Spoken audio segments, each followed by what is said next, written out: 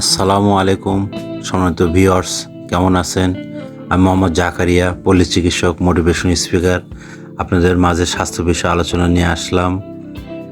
তো অনেকে অনেক কমেন্ট করেছে, তার মধ্যে অনেক কমেন্টে পাওয়া গেছে যে আপনার চুলের সমস্যা ইদানিং দেখা গেছে যে ইয়াং ছেলেদের তাদের অনেকে মাথা চুল থাকছে না, এবং যাদের মধ্যবয়স তাদের থাকছে না, এবং যাদের প্রেগনেন্ট হওয়ার পরে বাচ্চা হওয়ার পরও তাদের থাকছে না।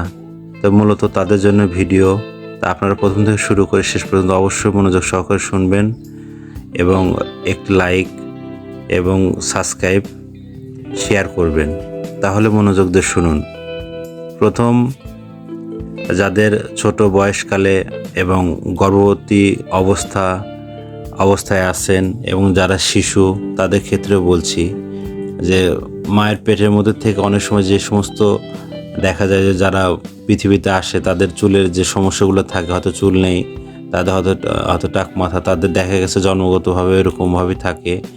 আর যাদের আপনার দেখা গেছে যে জন্মের পর থেকে একটু একটু করে চুল উঠতেছে, বিভিন্ন ধরনের শ্যাম্পু বা খার, এই ধরনের আপনার সাবান দেওয়ার কারণে বা এলোমেলো ওষুধ বা এলোমেলো শ্যাম্পুর কারণের জন্য উঠে যায়, বা এলোমেলো ওষুধ খাওয়ার জন্য উঠে যায়, বা অনেক সময় খাবার লাইফস্টাইলের জন্য উঠে যায়, বা কষা বাথরুম এই জন্য উঠে যায়।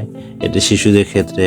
আর যাদের আপনার 18 থেকে আপনার দেখা গেছে 32 বছর বয়স, তাদের ক্ষেত্রেও দেখা যায় যে তাদের যদি মেয়ে হয় বা মিনস্ট্রুয়েশন পিরিয়ডে ঝামেলা থাকে, বা সাদা স্রাব বা অন্য অন্য ব্যক্তিগত সমস্যা হয়ে থাকে, হরমোনাল সমস্যা হয়ে থাকে, যেরকম আপনার মেয়েদের প্রজেস্টেরন বা ডিএইচএ, থাইরয়েড, এই সমস্যার কারণের জন্য কিন্তু আস্তে আস্তে উঠে যায়।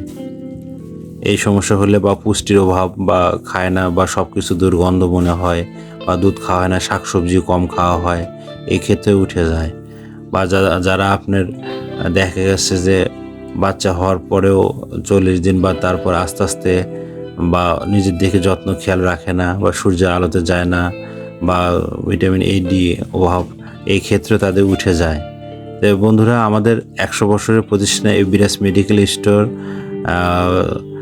আপনারা কোথাও যদি কোনোভাবে ভালো না হন, আমাদের এখানে মনে রাখবেন, আমাদের এখানে চলে আসবেন। এখানে কুরিয়ার সার্ভিসের মাধ্যমে এখানে সেবা দেওয়া হয়, এবং হোয়াটসঅ্যাপ এবং ইমো এবং এখানে কল নাম্বার আছে, আপনারা আসবেন। আর পুরুষদের জন্য সেটা হচ্ছে যে ইয়াং যুবরাজ বা যারা একটু বয়স্ক কালে উঠে যাচ্ছে, তাদের টেনশনের কোনো কারণ নাই। আপনারা কথা একটাই যে এলোমেলো ওষুধ খাবেন না, ডাক্তারের পরামর্শ অনুযায়ী চলবেন, এবং আমাদের এখানে যোগাযোগ করবেন। তো থ্যাংক ইউ, সবাইকে ভালো থাকবেন, ধন্যবাদ।